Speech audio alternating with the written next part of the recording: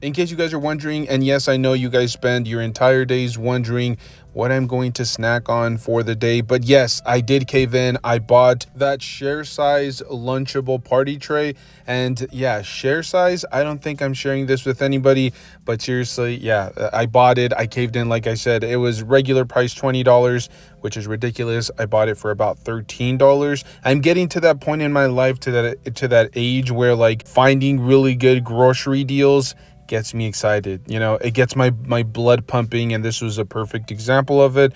I'll be brutally honest with you guys, my children are probably going to devour this before I get home, and yes, I am drooling right now. Like, there's an extra amount of saliva in my mouth. I'm a simple dude, okay? I think Lunchables are great, even though I don't eat them at all since I was like 10. But anyways, all jokes aside, let's get straight into today's video, because I actually wanted to talk about something that is, kind of, I don't know, it's a little bit earth-shattering to an extent, I guess. But I mean, a lot of people are going to just brush this off as like a normal byproduct of, like, I don't know, the tough economy. But no, this is real. So we just got confirmation from, I believe it was like the Wall Street Journal. However, I actually saw this on the Toy News International website. If you guys are interested in checking out that website, it's pretty cool. They usually keep you up to date with action figure news. I don't always, keep up to date with all of the action figure websites. But as I said, if you guys are interested, they actually do cover some pretty interesting stuff. And look, I've been covering this now for what seems like, I don't know, like 5-6 months, where it seems like every other week or every other month, we get some groundbreaking news about either a closure of a particular manufacturer or more firings, more layoffs. We just got confirmation that Super 7 had gone through this situation where they laid off a considerable amount of employees. And then we know Diamond Select is, well, it's no longer around because Diamond Distributions decided to close down Diamond Select. So we're adding another manufacturer that is going through the exact same situation. Now Hasbro has officially confirmed that they're getting rid of, again, don't quote me on this because I didn't actually read the article. I'm actually getting my information through TNI News, but I believe they mentioned that this was supposed to be like over 100 employees that were now going to be fired. I think the original number was 3% of employees were going to be laid off. And I know a lot of people are going to scoff at 3%, but this is a really big company. And that means, like, I think the estimate was like about 150 jobs. That's absolutely insane to me. And the list continues. I mean, every time we, look away and we pretend like nothing is really being affected, now we get hit with something like this. I'm going to assume that they laid off employees because it just made more sense rather than, passing on the cost to the consumer. The tariffs are clearly crippling the entire action figure community, and this just kind of furthers that point. And it's absolutely hilarious because I remember when the whole Super 7 situation happened, everybody started blaming Super 7 because they're complete buffoons, according to a lot of people. They have no idea how to run a business. They have no idea how to stay in the game. They're clearly just running the company into the ground. And now we're starting to see other companies, bigger companies that, have been around for decades, that are considered some of the biggest in the action figure community. They're going through the exact same situation. So it's not just about blaming smaller manufacturers or holding them accountable, according to a lot of people, for a lot of their decision making. This clearly is being affected, they're clearly being affected by the tariffs, and this is just another prime example of that. There were a lot of people that came out and said it was Super 7, or there was even like a former employee, according to some sources, that had come out and said it was because of the leadership at Super 7, even though they had clearly stated in a Facebook post or a social media post that it had nothing to do with them personally, because prior to the whole tariff situation, they were having one of the more successful stretches in the company's history. Like, their profit margins were through the roof. They were doing really well. Sales were well.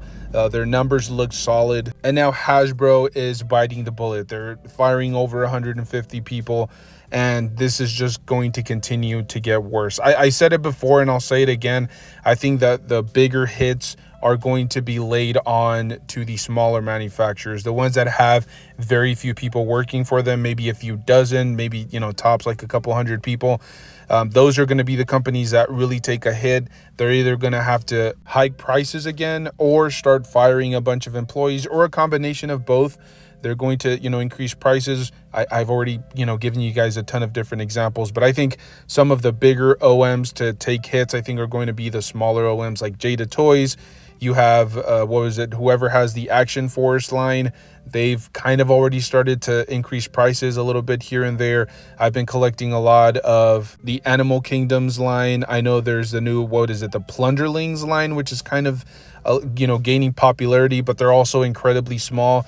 I think those are going to be the companies that definitely see those hits the most. And so look, I'm not here to tell you guys, I've said it before and I'll say it in every single video, I'm not here to tell you to support one political faction or one political party over the other. I'm simply giving you the facts. And according to multiple different sources, Hasbro has already fired 3% of their employees, and then they're going to continue. I'm assuming they're going to continue this later down the road if the whole tariffs continue to be a nuisance to the company. But as I said, this is only going to get worse. We're starting to see it more consistently. I'm surprised, and I'm assuming that a lot of these companies maybe are keeping things under wraps for the time being.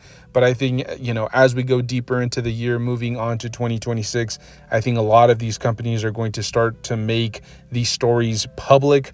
They're going to start giving numbers. They're going to start giving percentages. I've said it before and I'll say it again. I want to see more of these manufacturers actually come out and speak against the tariffs, or at least give us the numbers, give us the percentages. How much more are these action figures going to actually cost us? How many employees are you going to have to fire or let go because of this? Are you going to have to cut benefits for your employees due to the tariffs?